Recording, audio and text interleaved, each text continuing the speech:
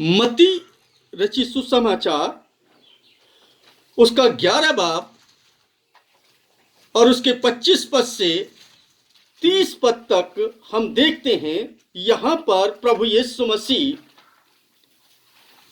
एक विश्राम की प्रतिज्ञा कर रहे हैं, एक ऐसा विश्राम जिसमें सबको प्रवेश करना चाहिए, जो सबकी मंजिल है, दुनिया के अंदर भी और इस दुनिया के बाद भी।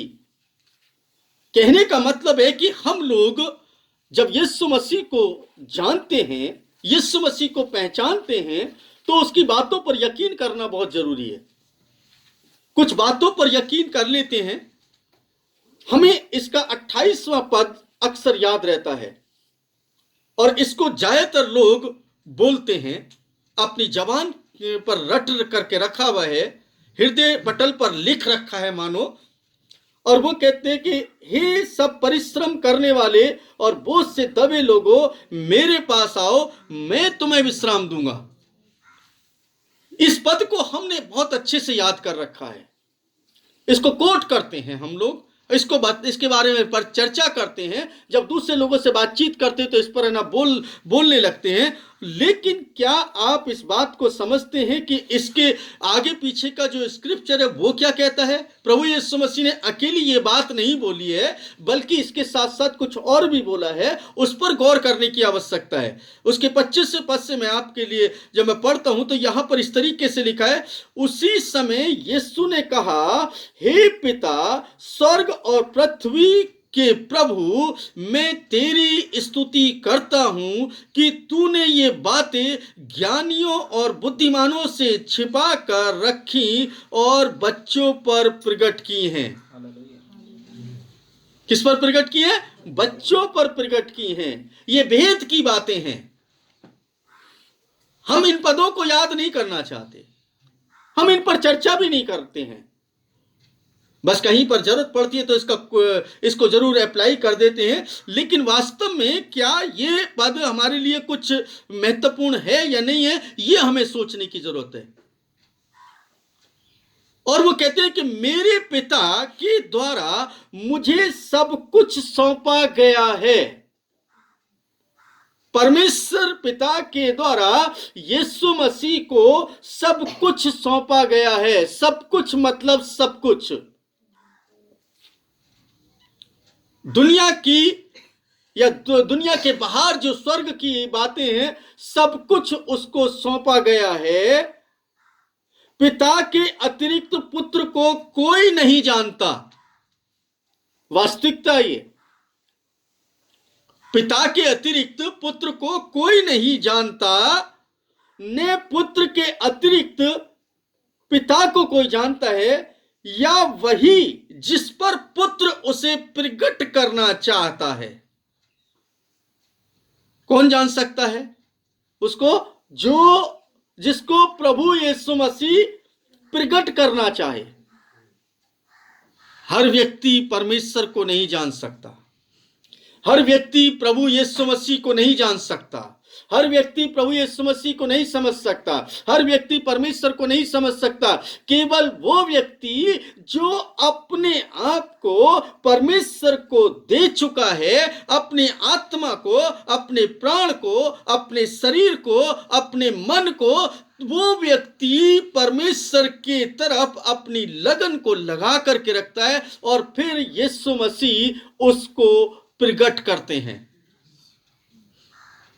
और जिस पर यीशु मसीह प्रकट करते हैं उसका स्वरूप बदल जाता है, उसकी विचारधारा बदल जाती है, उसके कार्य करने का तरीका बदल जाता है।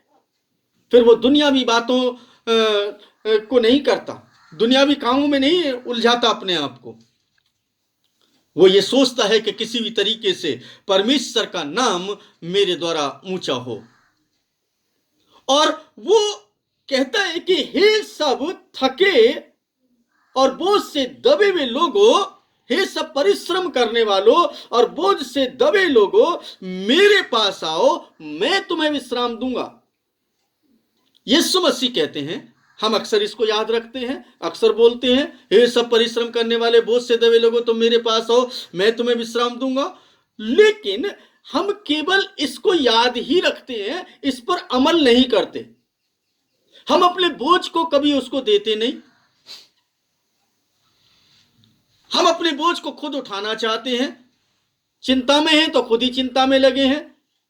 एक बार जब आप दुआ कर देते हैं, आप प्रार्थना कर लेते हैं, तो उसके बाद उसकी जिम्मेदारी, बोझ दे दिया किसी को तो वापस लेने की जरूरत नहीं है। अब तो आपको इंतजार करना पड़ेगा कि ना कब दो देगा, लेकिन सब्र नहीं है हमें। हमारा परमेश्वर सब्र का परमेश्वर है, धीरज का परमेश्वर है। हमें इंतजार करने की जरूरत है, लेकिन मनुष्य के पास इंतजार नहीं होता। कई बार ऐसा होता है कि आपका काम होते होते भी है ना क्या बन जाता है, और लास्ट मोमेंट में वो खत्म हो जाता है, तो हमारा जो धीरज है वो बिल्कुल टूट जाता है, हमारा धैर्य खो जाता है। क्यों? क्योंकि हमारा जो भरोसा है पूरा उसके ऊपर नहीं है।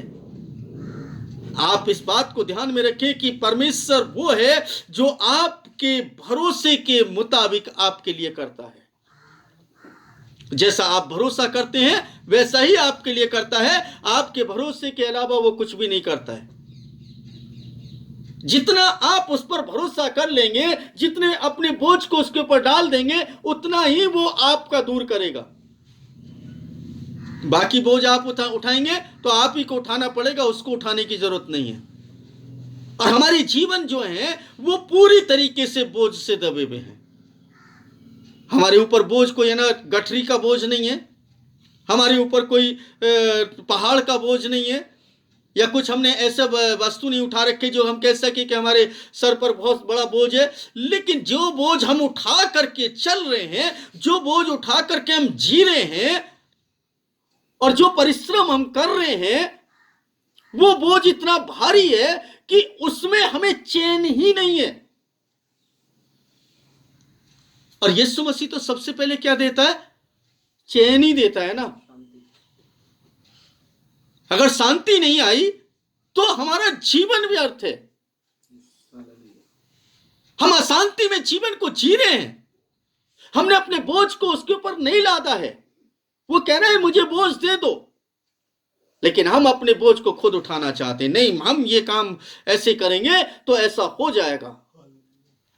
हम उसका इंतजार नहीं करते, और जिस पर वो प्रकट करना चाहेगा उसी पर प्रकट होगा, और हर एक व्यक्ति पर प्रकट नहीं होगा। जानते तो सब होंगे, लेकिन पहचान बहुत कम लोगों की होगी उससे।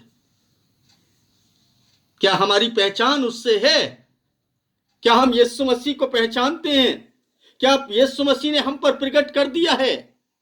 हम कहते हैं कि पवित्र आत्मा हमारे ऊपर है। पवित्र आत्मा अगर है तो पवित्र आत्मा हमारे अंदर दिखाई देना चाहिए, वो क्रियान्वित होना चाहिए, वो हमारे अंदर कार्य करना चाहिए। पवित्र आत्मा ही परमेश्वर है, वो यीशु मसीह है।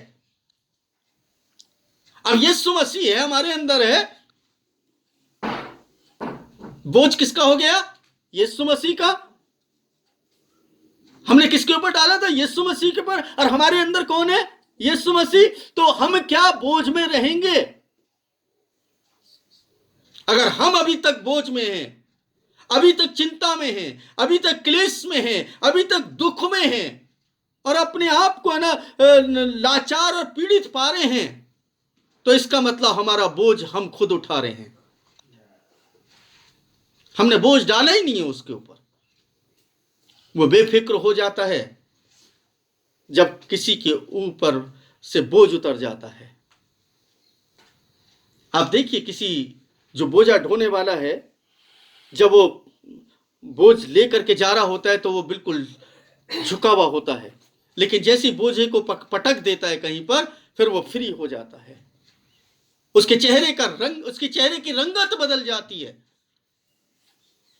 उसकी चाल बदल जाती है। क्यों? क्योंकि उसके ऊपर बोझ नहीं है। ठीक उसी तरीके से जब आपका बोझ प्रभु यीशु मसीह के ऊपर डाल दिया जाए, प्रभु यीशु मसीह आपके बोझ को उठा लेता है, तो फिर उसके बाद आपकी सोच और आपके चाल और आपके कार्य करने का तरीका सब बदल जाएगा।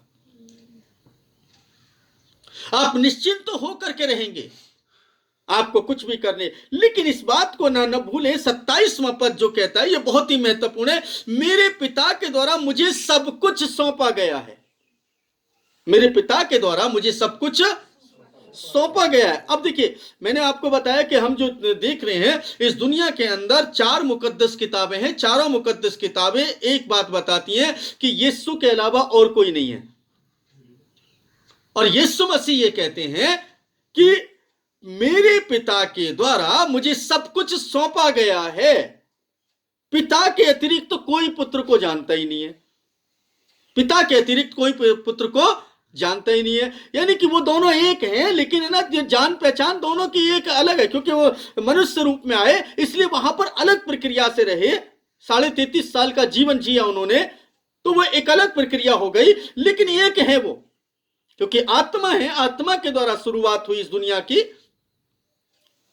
आदि में जब ना परमेश्वर ने इस पृथ्वी की नींव रखी, तो जल था, अंधियारे में जल था। परमेश्वर का आत्मा क्या करता था? जल के ऊपर मंडलाता था।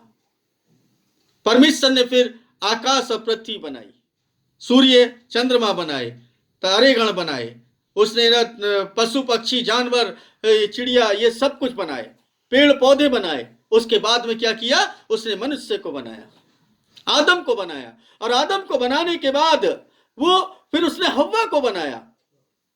और ये सब कुछ तैयार करने के बाद उसने जब बनाया, आदम को बनाया, तो उसने क्या किया? उसने क्या किया? उसके अंदर अपना दम फूंका। वो जो आत्मा थी, वो आत्मा उसके अंदर फूंक दी। अब देखिए, बहुत ही सिंपल सी, अगर इसको मैं इस तरीके से देखूं, आज के समय में भी देखूं, तो कितना अद्भुत सा लग रहा है ये बात। इसको आप विचार करें।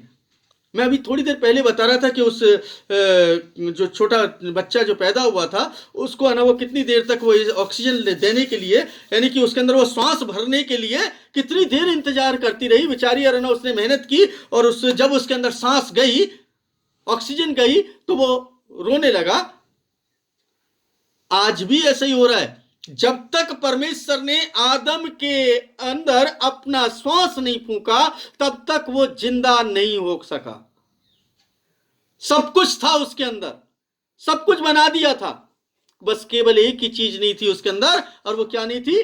श्वास नहीं थी। उसी तरीके से जब बच्चा है ना पैदा होता है, तब उसके अंदर सब कुछ होता है। और आज भी परमेश्वर बिल्कुल वही प्रक्रिया अपना रहा है। मिट्टी को से लेकर के हमें बना तो दिया उसने, अंदर अंदर रच तो दिया, लेकिन जब तक वो दम नहीं फूंकता है, तब तक वो बच्चा जिंदा नहीं होता है।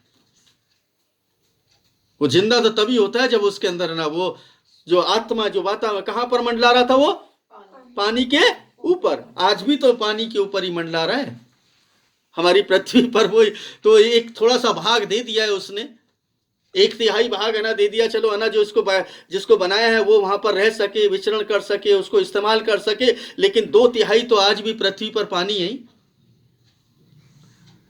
जब वो उतर के आ गया, श्वास ना उसने ना फूंक दिया, वो आदम जो था जिंदा हो गया। अब उसके बाद क्या होता है? उसके बाद क्या होता है? वो चलने फिरने लगा। यीशु मसीह इस दुनिया के अंदर आया, यीशु मसीह मारा गया, गाड़ा गया, तीसरे दिन क्या हुआ? जिंदा हो गया। अब जिंदा हो गया तो वो लगातार दिखाई देता रहा, और एक दिन क्या हुआ? वो स्वर्ग में चला गया। लेकिन क्या वादा करके गया? कि मैं तुम्हारे लिए एक सहायक भेजूंगा, अर्थात सत्य का आत्मा, वो पवित्र आत्मा। और पेंतेकोस्त के दिन क्या होता है? वो परमेश्वर फिर से अपने आत्मा को उंडेल देता है, अपने आत्मा को उंडेल देता है। और ये वही भविष्यवाणी थी, ये वही भविष्यवाणी थी जो योएल नबी के द्वारा अध्याय 2 में है ना कही गई कि अंत के दिनों में मैं अपना आत्मा सब मनुष्यों पर उंडेलूंगा। यानी कि कहने का मतलब है कि वो आत्मा को उंडेल चुका है। अब हम अपने बोझ को उसके ऊपर डालें या ना डालें, ये हमारे ऊपर निर्भर कर रहा है ना। तो कौन प्रकट करता है? यीशु मसीह। यीशु मसीह जिस पर चाहे उस पर प्रकट कर देता है। बाकी सब लोगों के ऊपर प्रकट नहीं होता है। जान तो सब लेते हैं, लेकिन पहचान बहुत कम लोगों की हो पाती है।